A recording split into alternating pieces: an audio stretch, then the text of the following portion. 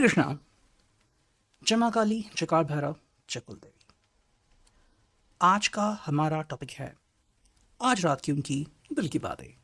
रात के वक्त कोई आपके बारे में क्या सोच रहा है, ये है हमारा टॉपिक। और हम कर रहे हैं रीडिंग। हमारे सामने है टैरो और ओरेकल। रीडिंग होने वाली है for all signs general collective Hindi tarot reading. Aries to Pisces, मेष से लेके मीन तक सभी राशियों के लिए रीडिंग होने वाली है। So no problem at all. बाकी एज पर योर सिचुएशन, आपके परिस्थिति के अनुसार कुछ बातें या बहुत सारी बातें, कुछ कार्ड या बहुत सारे कार्ड आपके साथ मैच यानी कि रेजोनेट कर सकते हैं। ये जनरल कलेक्टिव रीडिंग है, पर्सनल रीडिंग नहीं है। तो अगर कुछ बातें मैच नहीं करती तो उसे जाने दीजिए। टैरो के कार्ड हम स्ट्रेट लेने वाले हैं। बाकी अगर आपको यूनिवर्स को कोई मैसेज भेजना है या फिर रीडिंग को क्लेम करना है तो आप अपना मैसेज कमेंट सेक्शन में लिख सकते हो या फिर 1111 टाइप कर सकते हो या फिर एक हार्ट वहाँ पे दे सकते हो। ठीक है, चलो करते रीडिंग की शुरुआत। सबसे पहले करते हैं हमारा इंटेंशन क्लियर। आज रात की उनकी दिल की बातें। ठीक है, सबसे पहले हम लेते हैं मोनोलॉजी को और उसके बाद हम लेते हैं टैरो। ठीक है, देखते हैं यहाँ पे क्या कार्ड्स मिलते हैं। आज रात की उनकी दिल की बातें। Have faith in your dreams, waxing crescent moon. देखो ये पर्सन जो है अभी यहाँ पे वो कहीं ना कहीं पे इस चीज़ के ऊपर फोकस कर रहा है कि भाई जो मेरी चाहत है वो एक ना एक दिन ज़रूर पूरी होगी। और इसके ऊपर इस पर्सन का अटूट विश्वास है। देखो सबसे बड़ी बात यह है कि इस पर्सन को ना अपने ख्वाबों के ऊपर कंट्रोल करने की एक आदत सी लग गई है कि अगर मैंने कुछ ऐसा वैसा ख्वाब देखा तो वो पूरा नहीं होगा, तो अच्छा है कि मैं कोई छोटा ख्वाब देखूँ, कोई प्रैक्टिकल ख्वाब देखूँ। तो यहाँ पे क्या है कि अगर आप इनको सपोर्ट करते हो, अगर आप इनका साथ देते हो और अगर आपको पता है कि इनकी रियल इच्छाएं क्या है तो आप इनसे डायरेक्टली बोल सकते हो कि भाई तुम्हारी जो भी इच्छाएं हैं वो पूरी करने में मेरा सहयोग, मेरा सपोर्ट तुम्हें ज़रूर मिलेगा। मे बी इनका जो ख्वाब है और जो वो दिन में ख्वाब देखते हैं शायद वो फैमिली को लेके हैं, आपको लेके हैं, अपने 5 या 10 साल बाद के फ्यूचर को लेके हैं। और शायद उसकी प्लानिंग भी उन्होंने कर ली है। बट जब बात करते हैं कि सब कुछ कैसे ठीक से हो जाएगा, देखो इंसान पैसे जुटाता है, समय भी वो निकालता है, बट कई बार हालात जो है वो बिल्कुल अपोजिट बन जाते हैं। तो यहाँ पे इस पर्सन के लिए इम्पॉर्टेंट है कि कोई तो हो जो उसे सपोर्ट करे और कहे कि हाँ भाई मैंने अगर कहा है कि मैं तुझे सपोर्ट करूँगा करूँगी तो डेफिनेटली मैं वहाँ पे हूँ। ठीक है, तो ये बात यहाँ पे आती है। सेकेंड कार्ड जो हमें यहाँ पे मिला है, देखो ये कार्ड आ चुका है, adjustments are required, third quarter moon. ठीक है, अच्छा अगर इस पर्सन को लग रहा है कि सब कुछ बहुत ही आराम से हो जाएगा, मुझे कुछ भी सैक्रिफाइस, त्याग करने की ज़रूरत नहीं है, तो ऐसा नहीं है। Adjustment are definitely required. ठीक है, अब एडजस्टमेंट किस तरह की हो सकती है, आप उनसे सवाल पूछ सकते हो, ये भी आपसे सवाल पूछ सकते हैं। देखो अगर आपको उनके हिसाब से चलना है और इनको अगर आपके हिसाब से चलना है तो दोनों को थोड़ी बहुत दिक्कतें आने वाली है। ठीक है, देखो जब आप अपनी सहूलियत के हिसाब से मिलते हैं, बात करते हैं, अपने पसंदीदा कपड़े पहनते हैं तो वो चीज़ें बहुत ही अलग होती है। लेकिन दूसरे के हिसाब से जब हम जीना शुरू करते हैं, जैसे कि शादी के बाद मोस्टली चीज़ें शुरू होती है या फिर एंगेजमेंट के बाद जब लोग एक दूसरे को समझना स्टार्ट करते हैं जनरली, तो उसमें कौन कौन व्यक्ति है जो एक्चुअली में खुद बदलने को तैयार है। ठीक है, तो ये सवाल सिर्फ इनके लिए नहीं आपके लिए भी है कि अगर आप एडजस्टमेंट पहले से ही कर रहे हो या फिर कर चुके हो, कि आपका पर्सन एडजस्टमेंट्स के लिए तैयार है।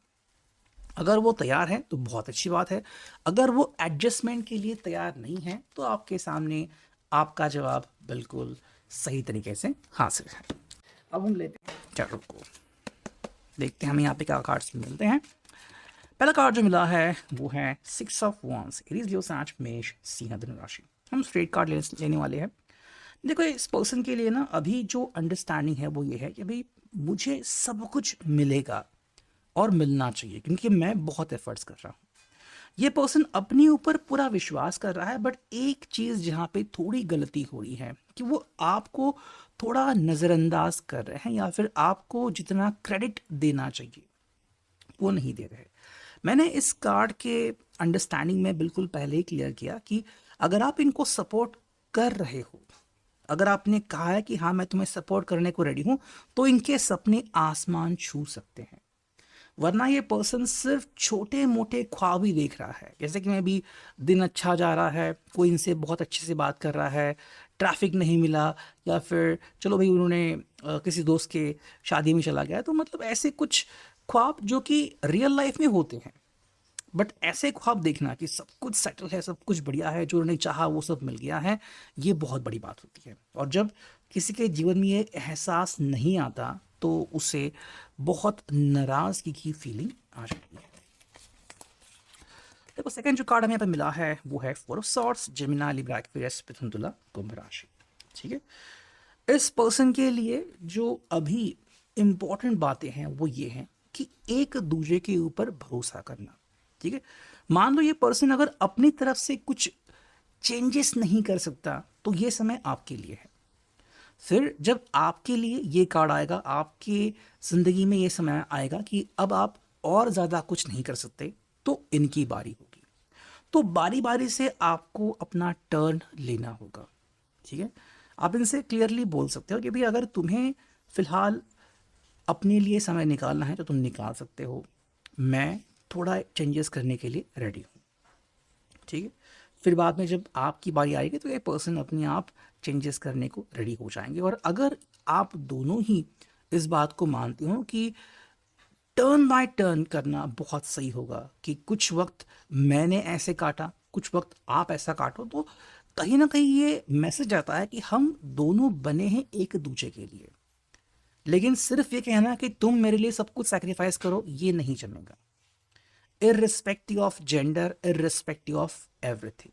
ठीक है, पहले किसने प्रपोज किया, बाद में किसने कहा हाँ आई लव यू कहा, इससे कोई फ़र्क नहीं पड़ता। अगर आपके दिल में सच्ची फीलिंग है तो वो एग्जैक्टली आपके सामने आनी चाहिए। थर्ड कार्ड हमें मिला है वो है four of pentacles, taurus, Virgo, Capricorn, वृषभ, कन्या, मकर राशि। 446 ये नंबर यहाँ पे आ चुके हैं, तो शायद आप में से किसी को ये नंबर शायद इंपॉर्टेंट हो सकते हैं। ठीक है, देखो फोर पेंटिकल्स है यहाँ पे, तो टॉरस और कैप्रिकॉर्न है, तो ये पर्सन को ना एग्जैक्टली लग रहा है कि भाई मैं क्या सच में वो सब कर सकता हूँ जो आप उनसे एक्सपेक्ट करते हो। जो मैंने कहा कि टर्न बाय टर्न आपको करना पड़ेगा, पहले में भी आपका टर्न होगा, फिर इनका टर्न होगा।